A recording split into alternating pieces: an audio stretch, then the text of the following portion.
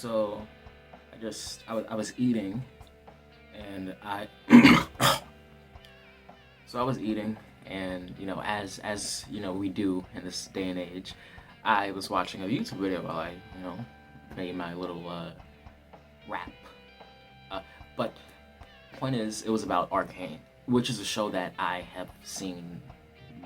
I think the first episode when I went out of state to and I was staying with my aunt, and we didn't watch the rest of it, and I just didn't feel a desire to go back to it. So yeah, the video is just tearing down Arcane and saying that it's centrist and that it's not really Marxist or whatever. There's two of them. The centrist one came first, and the Marxist one came after.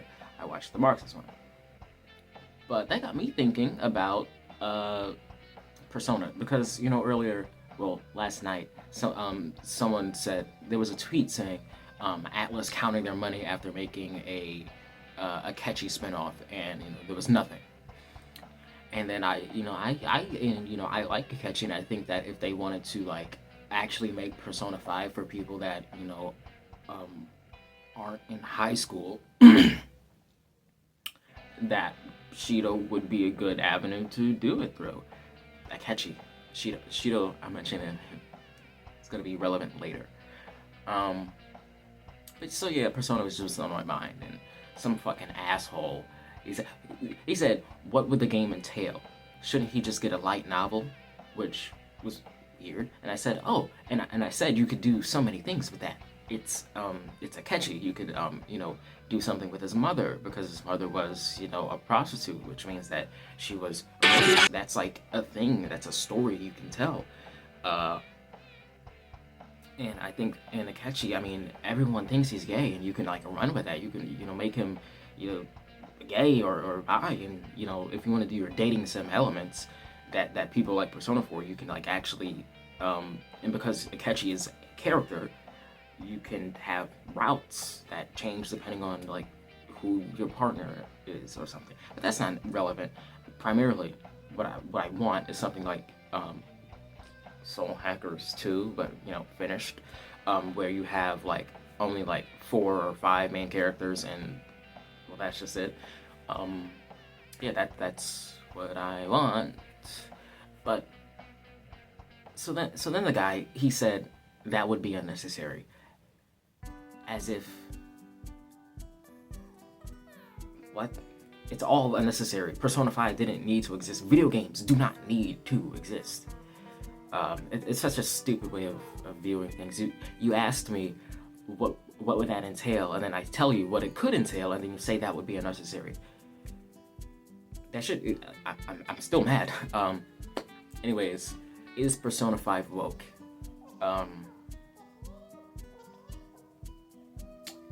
No. Okay, so let's just go through. The way I sort of went through it was just from the order of the game. So I have it written down. So the first thing I wrote was Anne. So the thing with Anne is that she's getting groomed by what's his face? Kamoshida, yes, him. And so when she but her Phantom Thief suit is the cat suit, and she's always bending over and arching her back a lot. So some people in the game itself tries to say that the reason that she's wearing the sexy cat suit is that she's reclaiming her sexuality, and that's what she views as rebellious. However, it's not true. This is still a video game, and the writers were men, and the character designer is a man. So you can say that she wanted to do it, but we know that you just wanted to see the 16-year-old in a catsuit. However, and this honestly, I think it gets worse, because in the second arc of the game with Madarame, there's a thing where she supposed to be naked for Yusuke, which I don't really see the problem, which some people bring up, but I will actually defend the game on this one. I don't think it's that bad. Yusuke, I think it was artistic nudity. I think that's fine. Um, and he's not like he's not a pervert like Ryuji, who did the maid thing and like he's always doing like the big monkey face whenever when they were sweaty in the Morgana car or at the beach, and you think that would be something that they would bring up between him and An, since they're already friends, but no, it just doesn't happen. I mean, I guess because it's about serving Joker, the player. That's what these games are about. But yeah, moving on from Anne. Kaneshiro. So Kaneshiro, the mafia guy, or Yakuza, is that more appropriate? Yeah, and he's a bad guy. He's just a bad guy. However, when you beat him, he does go into things about how being ugly and poor made him the way that he is, and I feel like these are kind of valid arguments, but they just kind of send him to jail, and I don't know, like, I mean, I'm just saying, me, I think I'm pretty woke, and if I were a vigilante, I would probably, sort of manipulate this guy in a position of power to do things for me. But what do I know? Because they solved a problem with like students being used to move drugs, but like they didn't like end the gangs or anything.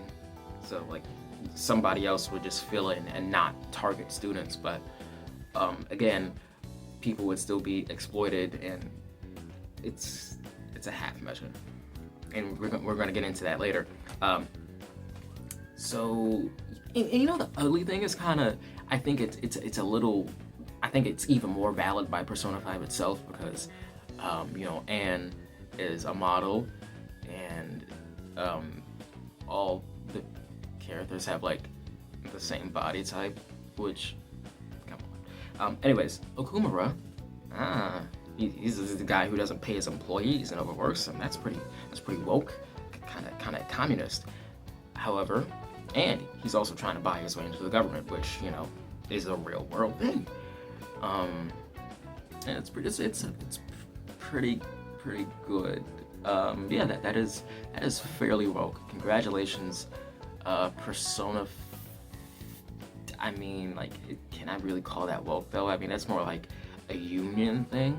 But when I say woke, I mean communism. I don't mean a union. So I'll give it 5 woke points out of 10. So moving on, we have Sei in her palace is the casino, and here we have this vague critique of the justice system, which really is just more about biased courts and not really about the inhumanity of detaining people and isolating them from. So, and just fucking moving on right now to Shido. Shido's palace, yeah, you could call that woke because it's about, beating up rich people and politicians and those in positions of power. However, where Persona 5 fails to be woke is to make the people that are being exploited important. And in some of the palaces, like Kamoshida's and Kaneshiro's, you'll see the bank people and the kids, in the dungeons, and that sort of a representation of the people that are being hurt by, Kamoshida and Kaneshiro. However, in the real world, we don't actually see, or like, we don't have a character like on the ground actually being impacted by like the elites that Shido's running with, and that's what bothers me, the elites, because that's sort of a stupid fucking fake, I don't know, Democrat liberal kind of bullshit term that that's sort of appropriating communist shit, where obviously, you know, if you're a communist, you recognize that the way capitalism works is that poor people have to be exploited in as many ways as possible. That's why liberals will say things like, well, actually, slavery, you know, a lot of the reason people want slavery and why it's bad is because, you know, it was just bad for the economy. And they will tell you to your face that it's bad for the economy. And, okay, yeah, it's probably more efficient to make them pay you for the food. Well, like, whatever. But the point is that Persona 5 just kind of is why is it centrist slop is because it doesn't really show how the common person is affected and oppressed and pushed down by the people at the top. It just poses that the people at the top are, you know, sort of oddballs. There are problems that you can kind of deal with, and then that's it. And honestly, that's part of why I don't like, you know, the ending of the game, of the base game, with, you know, Yaldabaoth is so funny to me. It feels centrist. That's why it's always bothered me. Because if you show me, if you want me to believe, because for me, I think that I view the game in a way that was kind of too woke and maybe a little nihilistic. So it even extends to the ending of the game, well, the original game with Yaldabaoth, because for me, I always thought that Yaldabaoth was right, because I you know, I went in there a little woke, assuming that humanity was just evil and had to be controlled or wiped out or something. But no, Persona 5 just kind of says that reform is the answer and not revolution. And that's the problem. That's what Arcane did, because Arcane had what, the pink one become a cop, and the issue with Persona 5 is that it doesn't say that you should tear down the authority. It says that the authority should be respected and you should wait for it to be changed. And that's really fucking bad.